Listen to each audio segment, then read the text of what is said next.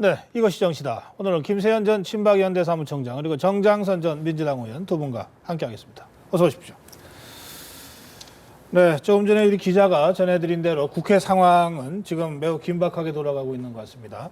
야당이 정의학 국회의장의 직권상정을 사실상 동의하는 이런 분위기였는데 일부 반대가 있어서 지금 의총하다가 정해 중이고 곧 의총이 끝난 데는 이제 본회의가 열릴 것으로 그렇게 예상이 됩니다.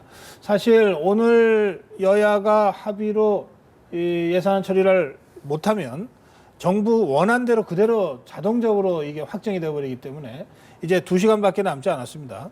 2시간 안에 어떤 형태로든 마무리가 될 거라고 생각합니다만 이 지난 며칠간에 걸쳐서 이 19대 국회에 이 보여준 모습 또 여야 원내 지도부의 어떤 협상과 정치력, 뭐 한중 FTA도 통과됐고 오늘 어쨌든 예산안과 여러 가지 쟁점 법안들이 지금 처리 중인데 두 분은 어떻게 평가하시는지요? 김세현 총장. 사실 야당이 의총에서 쟁점되는 법안 5개와 내년도 예산안을 뭐 통과시키겠다. 이래 의총에서 결정한 것만 해도 다행으로 생각합니다. 내년도 예산안을 만약에 야당이 협조해주지 않으면 자동적으로 예산안이 통과되기 때문에 서로 뭐 지역구 예산과 국회 선진화법에 따라서 서로 협상으로 오늘 뭐 가는 것은 잘 됐다 이렇게 생각하고 있습니다. 예, 정장선은. 예, 그 19대 뭐 여러 가지 우려가 많았고 뭐 최악의 국회라고 했지만 네. 어쨌든 뭐 한중 FTA가 이제 처리가 됐고요. 또 오늘도 제가 볼 때는 뭐 예산 처리되리라고 생각을 예. 합니다. 그래서 이런 것들이 하나의 또 발전이라고 또 생각을 합니다. 네. 예, 저는 뭐 지난번 말씀드렸습니다만은 제가 국회에 있을 때 이 정기국회 내에 통과시켜본 예가 없었습니다. 그다음에 임시국회 소집하고, 네. 그다음에 연말 돼서 또 안 돼서 어떤 준예산 편성한다고까지 예, 뭐 막 일요일 해서 새벽에 예, 통과시킨 그런 적도 적들이 있죠. 있었기 예. 때문에 어쨌든 이번에 통과되면 연속해서 계속 법정일 내에 통과가 되는 것이고 네. 이런 과정을 통해서 좀 더 진전되는 게 아닌가 생각을 이렇게 하기 때문에 알겠습니다. 예. 예, 전 잘했다고 생각합니다. 나름대로 평가할 만한. 네, 네. 예. 그런데 지금 여야 원내 지도부 3+3 회의를 여러 차례 했는데 네. 어제 있었던 3+3 회의에서의 합의 중에 하나가 노동 5법, 이 정부 새누리당은 노동 개혁 5법이라고 부르고 새정치민주연합이나 또 민노총 같은 진보 단체에서는 이 노동법을 개혁하려고 한다고 반대하고 있는 이런 쟁점 법안인데 이것은 이번 정기국회가 아니라 임시국회를 열어서 처리하기로 합의하지 않았습니까? 근데 사실 정기국회 끝나면 파장 분위기가 오고 또 총선거 불과 넉 달밖에 남지 않고 연말연시 분위기인데 과연 여야의 이 약속이 지켜질 수 있겠는지 의구심을 갖는 분들이 많습니다. 의원님. 지금 뭐 핵심적인 것들이 제가 볼 때는 노동법이라고 볼 수가 있다고 봅니다. 그러니까 지금 노동법에 대해서 노동계 반발을 많이 하고 또 예. 제가 노동계 분들 얘기를 들어봐도 해고를 너무 쉽게 해놨다. 그러니까 네. 무슨 정말 노동력이 부족하고 이렇게 문제가 있어서 그런 게 아니라 그 고용주가 네. 고용주한테 잘못 보였을 경우 해고당할 수 있는 그런 것을 너무 쉽게 해놨다는 그런 불만들이 자의적으로, 불만이 많이 고용주들한테 권한을 크게 줬다. 되고 있습니다. 그리고 마치 이것만 되면 청년 실업이 다 해결되는 것처럼 네. 너무 과장됐다는 얘기도 많이 하기 때문에 제가 볼 때 노동 개혁은 필요하지만은 네. 어쨌든 좀 더 노력해서 노동계에서도 어느 정도 수긍할 수 있는 법이 됐으면 좋겠다는 생각을 가지고 있습니다. 예. 김세현 씨. 사실 뭐 오늘 경제 활성화 5법은 통과되지만 노동개혁 뭐 5가지 법은 아직 이제 임시의회를 열어서 한다고 하는데 저는 이 부분에 있어가지고 노동법이든 경제 활성화법이든 국민들 생각을 중심으로 해야 된다고 생각합니다. 사실 지금 국민 경제는 뭐 정 의원님 뭐 잘 아시겠지만 굉장히 어렵습니다. 이 어려운 데 있어서 이 노동개혁 5법을 통과시켜줌으로써 일자리가 많이 확보되고 특히 바로 청년 일자리를 확보하는 단초가 됩니다. 그래서 노동개혁 5법이 청년 일자리 확보라는 차원에서 우선적으로 저는 통과시켜줘야 되는데 네. 여야가 합의를 했다고 알겠습니다. 하니까 기다려보겠습니다. 뭐 여야 간의 이견이 있는 것은 확실합니다. 또 관련 단체들이 또 여러 가지 입장을 내고 있는 것도 확실하고 그런 상황에서 여야가 임시국회를 통해서 처리하기로 합의한 거 아닙니까? 근데 제가 볼 때는 예. 저는 노동의 문제가 부분이 있다는 것도 인정합니다. 네네. 근데 전 이 노동법 개정은 굉장히 중요한 문제이기 때문에 네. 예를 들어서 전 노동계를 너무 자극하는 것도 좋지 않다는 생각을 한 게 네. 김무성 대표가 여러 번 그런 얘기했습니다. 이제 2만 불에서 3만 불 못 간 게 마치 노동자들 때문에 못 간 것처럼 네. 이렇게 여러 번 얘기를 해서 굉장히 자극도 많이 줬지 않습니까? 네. 그러니까 제 생각은 노동법 개정이 필요하다. 그렇지만 충분히 논의를 해서 좀 네. 너무 자극하지 말고 충분히 예. 대화를 통해서 더 알겠습니다. 풀어볼 필요가 있다. 이런 말씀 꼭 드리고 싶어요. 알겠습니다. 네, 우리 사회에 이 갑질 횡포가 만연해 있고 이 문제를 해결하기 위해서 정치권에서 많이 노력해온 거 사실입니다. 그리고 새정치민주연합은 이 문제를 해결하기 위한 특별위원회, 이른바 을지로위원회까지 지금 가동하고 있는 상태인데 묘하게 을지로위원회 소속 의원이 이런 갑질 횡포를 버렸습니다. 그리고 대국민 사과와 상임위원장 사퇴를 했는데 이걸로 충분하다고 생각하십니까, 정장선 의원? 제가 노영민 의원을 잘 압니다. 예. 제가 또 이렇게 산자위원장 출신이고 그때 그러시죠? 같이 일을 예. 했었기 때문에 워낙 원칙이 강하고 또 성품도 아주 훌륭한 분인데 어떻게 이런 일이 생겼는지 저도 의아하게 생각을 했었습니다. 보도를 네. 보고 안타까운 일이라고 생각하고 있고 또 저희 당에서 계속 소속 의원님들이 이런 일이 생기게 돼서 국민들께 죄송하게 생각을 합니다.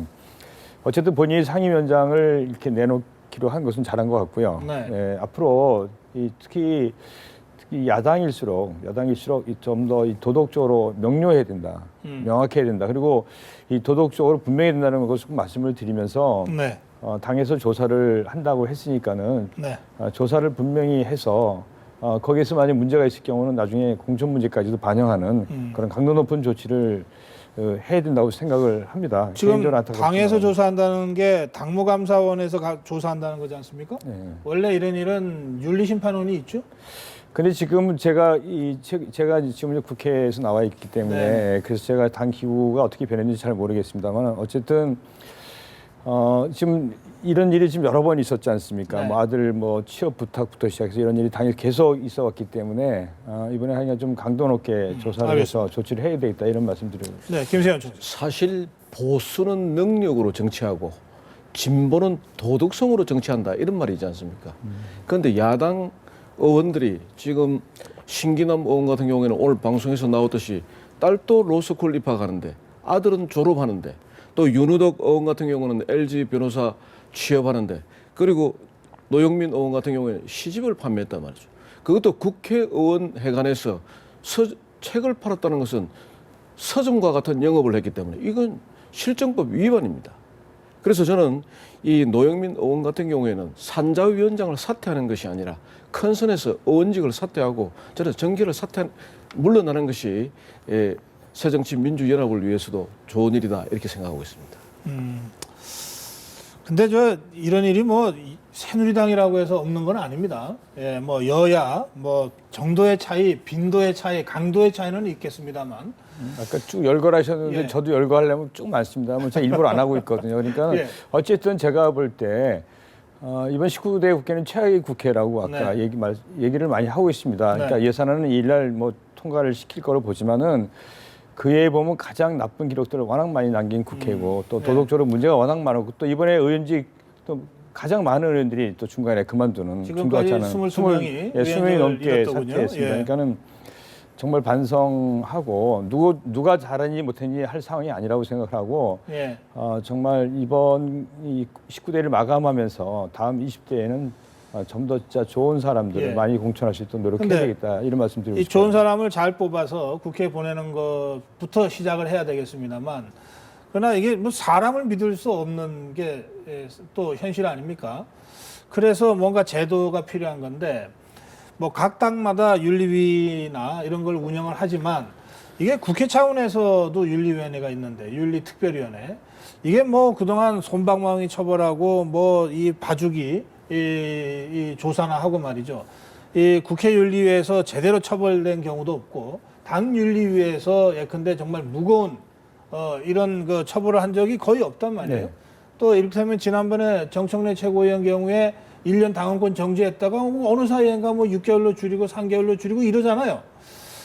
왜 이런 일들이 자꾸 반복되는 겁니까? 아마 여당이나 야당이나 이 국회의원이라는 권력의 맛에 찌들어 있는 것 같습니다. 그래서 이 국회의원이라는 것은 봉사가 기본입니다.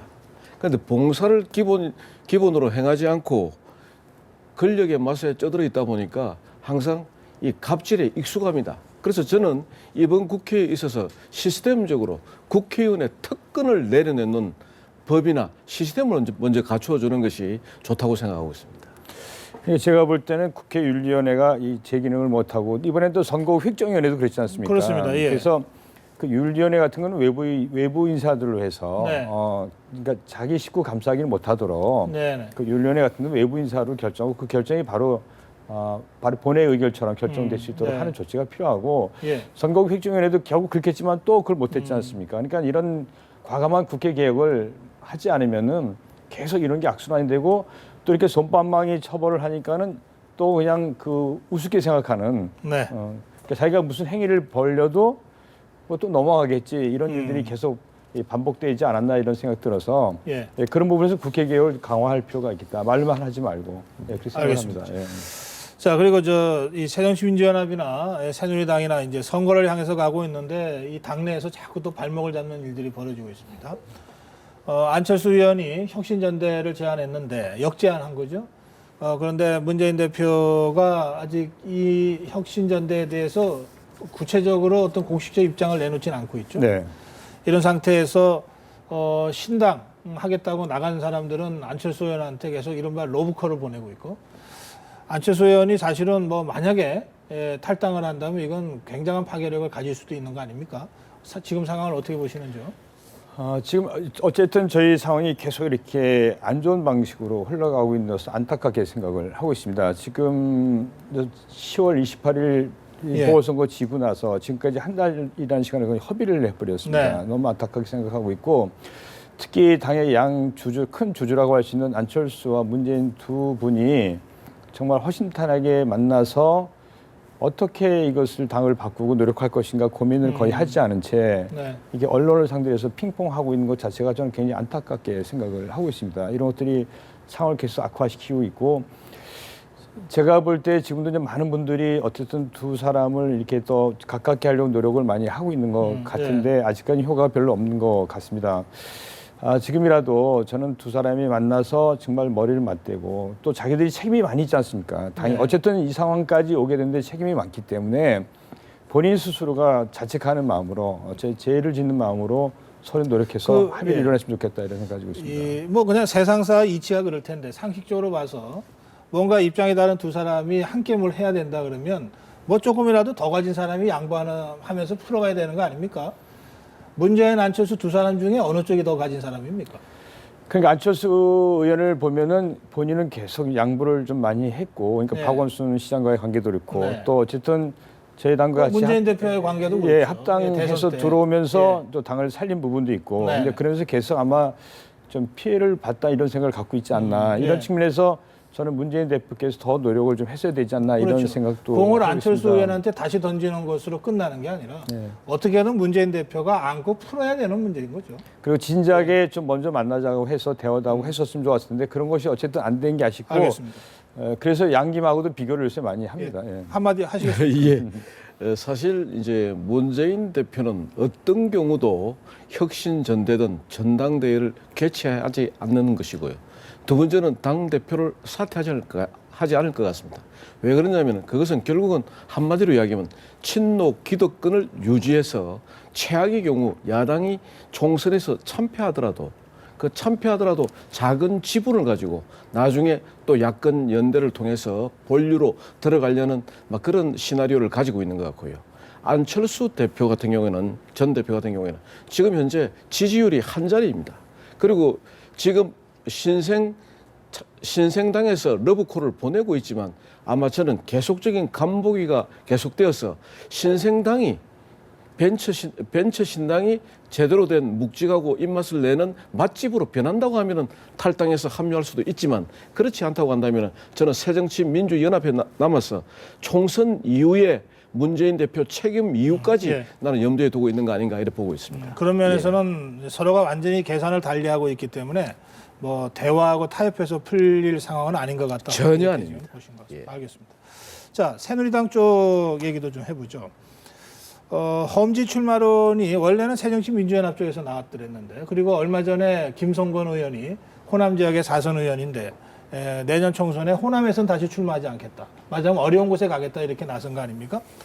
새누리당에서는 김무성 대표가 아예 서울에서 나와야 된다 이런 주장도 있고, 그런가 하면은 뭐 장관이나 수석 지낸 사람들이 뭐 전부 왜 영남 지역이나 서울 강남 3구 같은 편한 곳만 찾느냐 뭐 이런 비판들이 나오지 않습니까? 어떻게 보십니까? 저는 김무성 대표가 험지에 출마를 만약에 요청받으면 저는 나가야 된다고 생각합니다. 지금 새누리당은 원주철 원내 대표가 내년 총선의 목표 의석을 180석으로 잡았습니다. 네. 그 180석이 되어야 지금 식물국회를 만들고 있는 국회 선진화법을 바꿀 수 있다 이런 거거든요. 그렇다고 한다면 180석이 어차피 영남, 호남에서는 나오는 의석수는 똑같단 말입니다. 네. 그럼 결국은 수도권 서울, 경기, 인천에서 결판이 날 것인데 네. 서울, 경기, 인천에서 야당과 싸워서 결국 험지에 출마해서 거기서 당을 의석을 확보해줘야 180석을 이룰 수 있고 또 박근혜 정부가 집권 여당으로서 정부를 이끌어갈 수 있단 말이죠. 그리고 특히 박근혜 정부에 있어서 수석하고 장관하신 분이 박근혜 정부의 철학을 잘 알고 있단 말이죠. 네. 국정 경험도 알고 있단 말이죠. 그렇다고 한다면 같이 지지하는 지역에 가서 그 이야기 하는 것보다는 자기를 지지하지 않는 험지에 가서 그런 외연을 확대함으로써 180석 의석을 확보해야 박근혜 정부의 확실한 주도 세력으로서 확보할 수 있다. 그런 점에서 험지 출마는 당대표뿐만 아니라 다 나가야 된다. 저는 그렇게 보고 있습니다. 알겠습니다. 어떻게 보십니까? 180석 말씀을 하셨는데 전 굉장히 오만한 발상이라고 생각을 합니다. 모든 나라에서 과반수만 넘겨도 정말 감사하는 일이라고 생각을 하고 있습니다. 네. 근데 우리나라에서는 180석이면 거의 3분의 2 가까이 되는 의석인데, 예, 5분의 3. 그러니까 아니 3분의 2 가까이 되는 그런 의석을 목표로 한다는 것을 이렇게 얘기를 거침없이 예. 하는 것은 저는 굉장히 좀 안타깝게 생각을 합니다. 그리고 또 하나는 지금 과반수를 넘겼어도 어쨌든 너무 독주를 한다 이런 비판을 많이 받고 있는데 불구하고 거기다 뭐 5분의 3이 됐든 3분의 2 가까이 얻겠다고 하는 것 자체가 저는 굉장히 좀 굉장히 불행하다고 생각해요. 네. 야당이 또 분발을 해야 되겠지만 그래서 험지나 이런 것들은 제가 볼 때는 원래 자기 지역구를 지키는 게 가장 이상적이라고 생각을 합니다. 근데 예. 그런 것들은 정말 아주 불가피해서 정말 당에 여러 가지 사활이 걸려 있을 때 이렇게 하는 것이라고 생각하고 있고, 저는 그렇게 지역구를 막 옮겨 다니는 것이 정말 위급한 상황도 아닌데 좀 예. 좋은 일은 아니라고 생각을 하고 알겠습니다. 있습니다. 지금 뭐 험지 출마론에 대해서 김무성 대표는 제 지역구 지역 주민들에게 심판받겠다고 하고 있는데, 반면에 이 정우택 의원 같은 사람은 당이 명령한다면 거기에 따라야 한다 또 이렇게 얘기하고 있습니다. 양쪽 다 뭐 서로 주장해 볼 만한 얘기고, 이 험지 출마론과 관련해서는 앞으로도 여당 야당 모두에서 이 얘기들이 나오고 있기 때문에 좀 더 공론하는 과정을 좀 지켜봐야 되겠습니다. 사실 저희 뭐 옛날 이야기는 좀 하기 어렵습니다만은 2008년도 친박연대를 창당했을 때는 창당 일주일 만에 그 뭐 나도 속았고 국민도 속았다 하듯이 이제 그 친박연대의 창당 정신이나 가치와 철학을 나누기 위해서 일주일 만에 저 같은 경우에는 그 당시 이재호 뭐 계보라고 할까 이재호 계보의 사무총장을 하고 있는 안경률 원주에게 저는 일주일 만에 출마했었습니다. 그와 같이 이게 당의 요구가 있다고 한다면 저는 당연히 알겠습니다. 출마해줘야 된다고 생각합니다. 네, 오늘 두 분 말씀 여기서 마무리하겠습니다. 고맙습니다. 예.